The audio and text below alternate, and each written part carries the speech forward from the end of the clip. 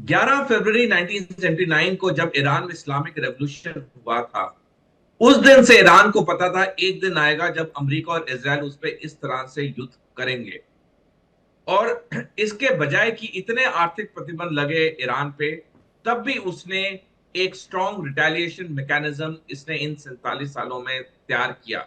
और इसका सबसे बड़ा बड़ा एग्जांपल है 28 फरवरी को इस साल, जब सुबह 9:40 ईरान टाइम पे ईरान की टॉप लीडरशिप को अमेरिका और इसराइल ने खत्म कर दिया।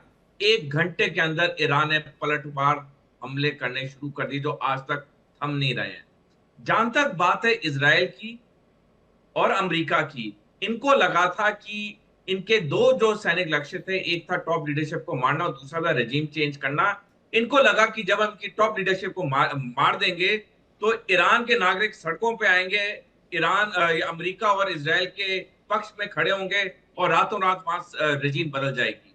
लेकिन अमेरिका और इसराइल भूल गए कि बेशक ईरान आर्थिक और सैनिक तौर पे मजबूत ना हो अमेरिका और इसराइल के बनस्पत, लेकिन ये 5,000 साल पुरानी राष्ट्रवाद कूट कूट के भरा है। और यही राष्ट्रवाद अब सारे ईरानियों को इनके खिलाफ खड़ा कर रहा है। और अब अमेरिका और इसराइल के लिए मुसीबतें खड़ी होनी शुरू हो गई हैं। आज ही जो सुबह रिपोर्ट्स आई हैं मीडिया में, ईरान के पास 9,322 मिसाइल्स का जखीरा बचा है और इसराइल के पास सिर्फ 750 इंटरसेप्टर का। हम यही कर सकते हैं, हमें रेयर अर्थ मिनरल्स की दिक्कत हो रही है जो। बिल्कुल। आपकी आवाज चली गई सर, वापस लौटूंगा आपके पास, लेकिन इस वक्त जा रहा हूं अरविंद जी के पास। अरविंद जी जो बात कह रहे हैं कि 1979 के बाद से यह तो तय था कि अमेरिका और इसराइल मिलकर एक दिन ईरान पर हमला कर ही देंगे, और जो बात यूके देवनाथ सर ने कही, सॉरी सर आपकी आवाज ठीक से नहीं आ रही थी, मैं चेक करा रहा हूं दोबारा, फिर तो आपके पास वापस लौटूंगा। दूसरी बात जो यूके देवनाथ सर ने कही कि कोई 2 दिन 3 दिन या 5 दिन का प्रोग्राम नहीं होता है आईसीबीएम टेस्ट करना है, मिनटमैन 3 को टेस्ट करना। लेकिन हमें इस बात को भी नहीं भूलना होगा कि जून 2025 में ईरान पर अटैक किया था अमेरिका ने, और तभी से काउंटडाउन शुरू हो गया था इस पार्ट 2 का। वो युद्ध नहीं था, वो 12 दिन का एस्केलेशन था जो बाद में बंद हो गया। और उसमें कहते हैं कि डोनाल्ड ट्रंप ने सीज फायर की डिमांड की थी और इसराइल ने मिलकर सीज फायर की डिमांड की थी। ईरान ने सीज फायर नहीं मांगा था उस बार भी। तो आज जी की तारीख बिल्कुल। में ये जंग कहां किस ओर जी देख रहे हाँ हैं आप? विवेक साहब। जी हाँ। जी बिल्कुल, आपने सही कहा है। और वो एक तरीके का परीक्षण था, वो जो 2025 में जो इसराइल और अमेरिका ने मिलकर जो ईरान पे उसके परमाणु ठिकानों पे हमला किया था, वो ये देखने की कोशिश थी कि दरअसल अंतर्राष्ट्रीय प्रतिक्रिया क्या होगी। क्या चीन और रूस जो इस लड़ाई में ईरान की मदद करेंगे कि नहीं करेंगे, ईरान की अपनी क्षमताएं क्या है। तो ये तमाम चीजें जानने के लिए उस समय यूनाइटेड स्टेट ने ईरान पे अटैक किया था, और उसको काफी अंदाज लगा। और उसके समय जो ईरान को जिस तरीके से जवाब देना था, कहीं ना कहीं वह कमजोर पड़ा। तो उससे शय मिली दरअसल इन दोनों ही देशों को आगे बढ़ने की, कि अगर ईरान पे पूरी तरीके से अगर हमला करता है अमेरिका, तो शायद वैसी प्रतिक्रिया ना दे पाए जैसे कि खतरा था, या कि ईरान की ताकत को जितना बड़ा चढ़ा के आका गया था। अमेरिका और इसराइल ने बाद में ये अनुमान लगाया कि शायद इतनी बड़ी हुई ताकत नहीं है, केवल हम ये अंदाजा लगा रहे हैं कि वह इतना ताकतवर है। तो ये तमाम चीजें थी जो मुझे लगता है कि उसकी जो पृष्ठभूमि है वो जून 2025 में ही लिखी जा चुकी थी, और यह जो है वो उसी का नतीजा है। पर उस समय यह अंदाज लगा रहा था। अब बातें ये हो रही है कि ये युद्ध कितना चलेगा, और जब तक युद्ध नहीं हुआ था तब तक ये बातें चल रही थी कि युद्ध कब होगा।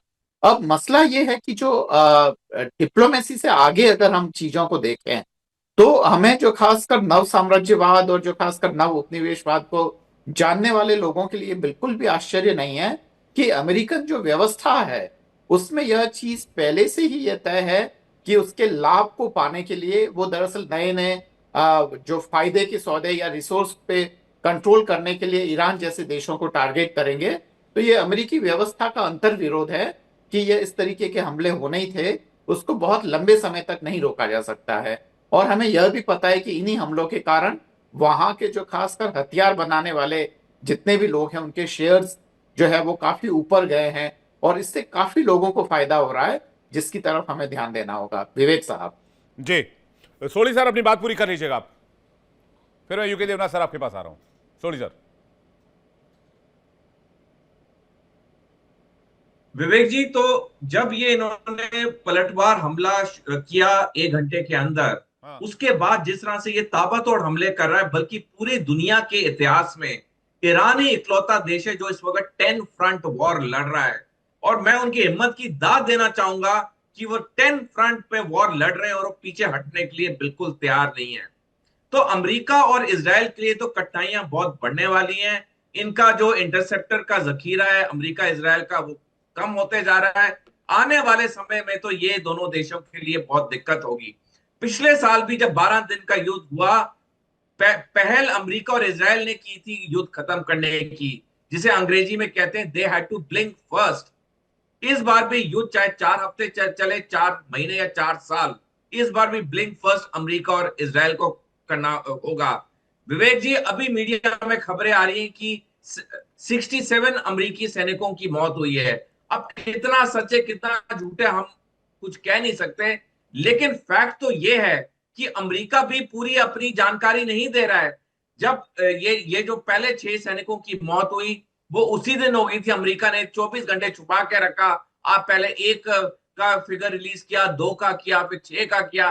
तो ये जो वहां पे अब असमंजस चल रहा है, क्योंकि अमेरिका इकलौता देश है दुनिया का जहां पे हर सैनिक की जान की कीमत है। अगर इतने बड़े पैमाने में वहां पे शव आने लग जाएंगे सैनिकों के, तो डोनाल्ड ट्रंप के लिए तो दिक्कतें बहुत खड़ी होंगी।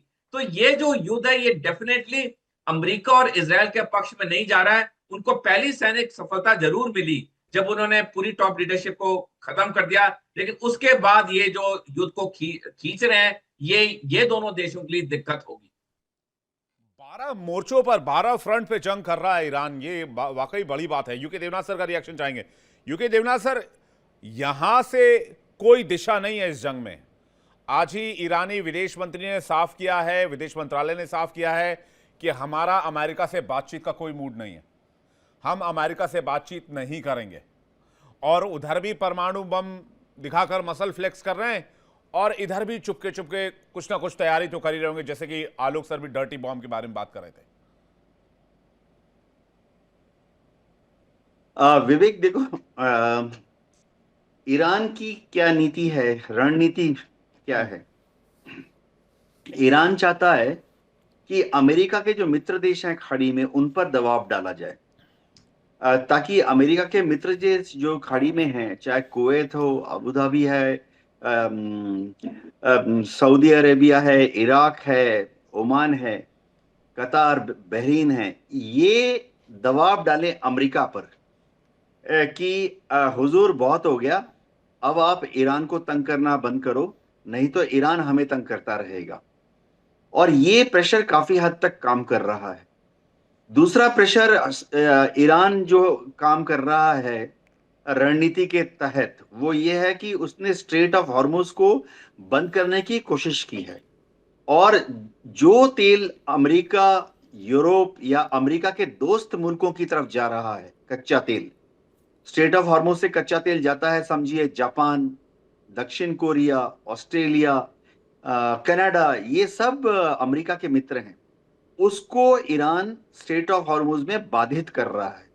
फिर ईरान की स्ट्रेटेजी ये है कि यही देश, जापान, दक्षिण Korea, Australia, New Zealand, Canada, Europe के देश अमेरिका पर दबाव डालें कि हुजूर बहुत हो गया है, कच्चा तेल बाधित होने से हमारी इकोनॉमी को नुकसान पहुंच रहा है, तो आप कृपया ईरान पर हमला करना बंद कीजिए। अब ये स्ट्रेटेजी कितनी कारगर होती है ये देखना पड़ेगा। ईरान जो है अपने युद्ध नीति में 4 चीजें जानता है। नेवी नहीं है, एयरफोर्स नहीं है, आर्मी जो है वो मोबाइल वॉरफेयर के लिए ट्रेंड नहीं है। ईरान की आर्मी अच्छी आर्मी है, 6 लाख की है, काफी सारे टैंक तो बख्तरबंद गाड़ियां हैं। लेकिन जब उन्होंने 10 साल का युद्ध लड़ा था इराक के साथ 80 के दशक में, तब हमने सबने देख लिया कि वॉर ऑफ मैन्यूवरिंग, यानी आप दुश्मन के पीछे 150 किलोमीटर इधर से और 250 किलोमीटर उधर से जाके पिंसर मूवमेंट करके करिए, ये ईरान की आर्मी नहीं जानती है, नहीं ट्रेंड है इसके लिए। तो वो कर क्या सकती है, बहुत अच्छी है, बहुत ही प्रोफेशनल है, डिफेंस ऑफ ईरान के लिए। तो अभी ईरान की आर्मी जो है मजबूत है, रेस्टेड है, रिलैक्स्ड है, थकी नहीं है, क्योंकि अभी तक उनको युद्ध नहीं लड़ना पड़ा। उनके अस्त्र शस्त्र हथियार टैंक तो अभी भी लिश्कारियां मार रहे हैं, चमक रहे हैं। तो इनको डिफेंसिव पोस्चर में लगाया हुआ है कुवैत और इराक के बॉर्डर पर।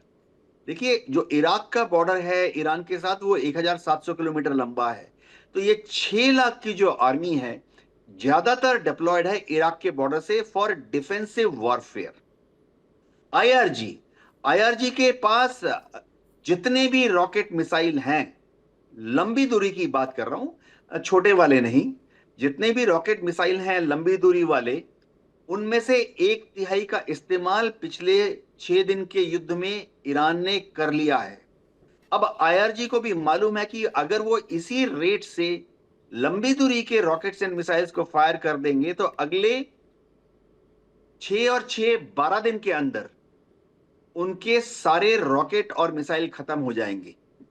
तो आईआरजी अगर आप देखें, शुरुआत के 2 दिन 1 मार्च 2 मार्च में हर रोज वो 300 रॉकेट मिसाइल फायर कर रहे थे, लेकिन 3-4 मार्च को उन्होंने उसकी फायरिंग रेट को कम कर दिया, 200 रॉकेट मिसाइल फायर कर रही थी।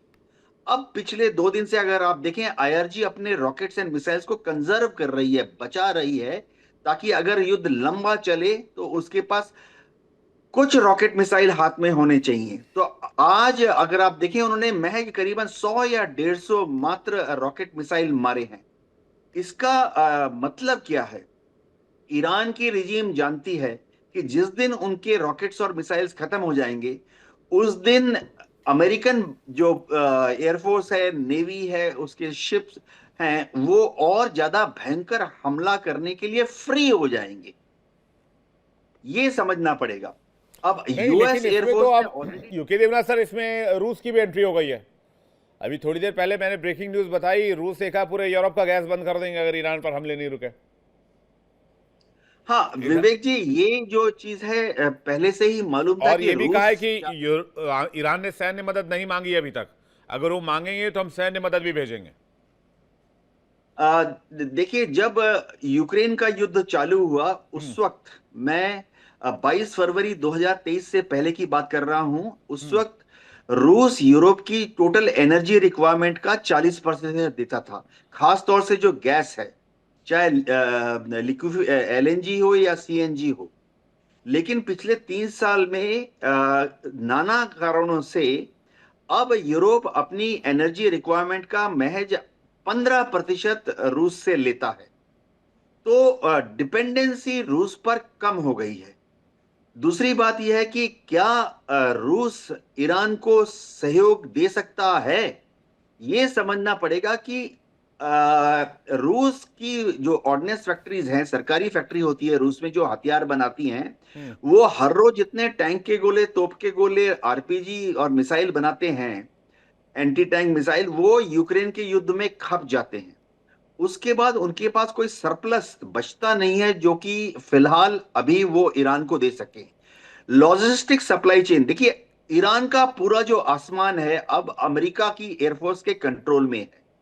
तो पहले जो रूस करता था, चीन भी करता था कि अपने मिलिट्री के स्ट्रेटेजिक एयरलिफ्ट विमान जैसे कि IL-76 में लोड कर करके सामान लाते थे और तेहरान में लैंड करते थे और युद्ध सामग्री डिलीवर करते थे। वो रूट अब अमेरिका की एयरफोर्स ने बंद कर दिया है, क्योंकि ईरान के आसमान में अगर कोई चाइनीज या रशियन ट्रांसपोर्ट विमान घुसेगा हथियार डिलीवर करने के लिए, तो यूएस एयरफोर्स उसको शूट डाउन कर देगी। तो रूस से हथियार अगर वो भेजता भी आएगा नहीं, कैसे? लेकिन आप जमीन इसको के रास्ते से। जितना सिंप्लीफाई कर रहे हैं देवनाथ सर, अगर रशियन या चाइनीज विमान को अगर शॉट डाउन किया गया तो रशिया और चाइना चुप बैठेंगे, बोले कोई बात नहीं, आपने मार दिया, इट्स ओके फाइन, क्योंकि हम ईरान की टेरिटरी में गए थे। देखिए, एक बात तो बिगड़ती चली जाएगी ना इसके बाद से तो। हाँ विवेक जी, जब भी कहीं युद्ध होता है तो हर देश नोटैम इशू करता है। जैसे भारत भी अगर एटॉमिक एक्सप्लोजन कर रहा है तो नोटैम में क्या लिखा हुआ है? जो अमेरिका ने जो नोटैम इशू किया है कि एयर स्पेस लैटिट्यूड इतना इतना उत्तर दक्षिण air space, latitude, grid reference, पूरब पश्चिम, इतना इतना, दुनिया भर के बाकी सारे जहाज इसके बाहर रहे। अगर कोई इसके अंदर घुसता है तो वह ये तो फिर मैं वही कह रहा हूं ना, फिर तो ये वर्ल्ड वॉर वाला सीन बन गया। ईरान पर नो टाइम अमेरिका ने जारी किया हुआ है, तो फिर रशिया भी बोलेगा हमने भी नो टाइम जारी किया हुआ ईरान के ऊपर। आलोक जी से मैं एक रिएक्शन चाहूंगा, देवनाथ सर इसके बाद मैं वापस आ रहा हूं। आलोक सर। देखिए आशीष, सॉरी विवेक जी, मैं एक बड़ी दूसरी एक अच्छी बात बताना चाहता हूँ, थोड़ा सा समय दीजिएगा 1-2 मिनट। देखिए पूरा गेम जो है ना, ये कैलकुलेशन का है। क्या कैलकुलेशन है? ईरान के पास कितने बैलिस्टिक मिसाइल हैं? ये उम्मीद के अनुसार, एक आकलन के अनुसार 3000 के आसपास है लॉन्ग रेंज वाले। मैं छोटे मिसाइलों के और रॉकेट की बात नहीं कर रहा हूँ। और ड्रोन्स तो बहुत ही ज्यादा है, और भी ज्यादा है। तो इसमें से अभी उसने जो बीबीसी की रिपोर्ट आई है करीब 19 घंटे पहले, 571 लॉन्ग रेंज मिसाइल वो लॉन्च कर चुका है अभी तक। तो अभी भी उसके पास करीब करीब 3000 लॉन्ग रेंज मिसाइल्स हैं। एक लॉन्ग रेंज एक मिसाइल को इंटरसेप्ट करने के लिए आपको कम से कम 2 इंटरसेप्टर लॉन्च करने पड़ते हैं एयर डिफेंस के, मिनिमम। बिल्कुल, हाँ। तो आपका जो रेट ऑफ एक्सपेंडिचर है, रेट ऑफ कंजम्पशन है, वो इंटरसेप्टर्स का डबल होगा या ट्रिपल होगा। तो ईरान पूरा यही गेम खेल रहा है। आप इसको मान के चलिए, ईरान यही गेम खेल रहा है कि इनके इंटरसेप्टर को मुझे खत्म करना है। और आप देखिए इंटरसेप्टर्स की उनकी कितनी बुरी तरह से कमी हो गई है चारों बगल। रूबियो ने खुद कल के अपने स्टेटमेंट में बोला है कि ईरान जो है वो 100 के आसपास मिसाइल्स बना रहा है पर मंथ, और हम जो है 7 से 8 इंटरसेप्टर बना रहे हैं per month. So this whole calculation, whole game is going against US, and that is why I am saying कि अमेरिका और इजराइल के लिए ये बहुत जरूरी है कि वो जो जखीरे हैं मिसाइल्स के और ड्रोन्स के, वो अंडरग्राउंड सिटीज में, उसको अगर ये तबाह नहीं करते हैं तो ये गेम पूरा पलट जाएगा और अमेरिका इजराइल कुछ नहीं कर पाएंगे और बहुत ज्यादा तबाही होगी। और इसके लिए उनके पास कोई चारा नहीं है सिवा बूट्स ऑन ग्राउंड के। आप इसीलिए देखिएगा विवेक कि वहां पे कुर्दिश फौज को क्यों भेजा गया, क्यों अमेरिका ने वहां अपने जो कमांडो फोर्स है वहां उतारे। ये तैयारी चल रही है या तो कुर्दिस्तान से, या तो कहीं से, या तो पाकिस्तान साइड से, जो अमेरिका ने ऑलरेडी एश्योरेंस लिया हुआ है मुल्ला मुनीर से। तो इनको अगर ये successfully underground missiles and drones के सिटीज को डिस्ट्रॉय कर पाते हैं तब तो ठीक है, जिसकी संभावना बहुत कम है, क्योंकि ये जो अंडरग्राउंड स्टोरेजेस है ये 150-200 मीटर से ज्यादा नीचे हैं जमीन के। और जो हेवीएस्ट जीबीयू बॉम्ब है, जो बंकर बस्टर बॉम्ब, उसकी कैपेसिटी जो है जीबीयू 57 की, वो सिर्फ 60 मीटर अंदर जाके फटने की है। तो ये अंडरग्राउंड जो इनके स्टोरेज है उसको तबाह नहीं कर पा रहे हैं। ये तबाह किसको करेंगे? जो साइलोज निकलते हैं, जो उनके ट्रक्स हैं जहां से निकल करके ट्रक से लॉन्च कर रहे हैं। अभी आज के वीडियो में दिखाया गया कि बिल्कुल सपाट जमीन है, बैरन लैंड, एंड सडनली वहां से मिसाइल लॉन्च होता है। हिडन साइलोज है वहां पे। देखिए इंडिया डेली 24/7 अब आपकी स्मार्ट टीवी पर। इंडिया डेली मौजूद है सभी डिजिटल प्लेटफॉर्म पर लाइव और लगातार। इंडिया डेली 24/7 हर दिन राष्ट्र को समर्पित।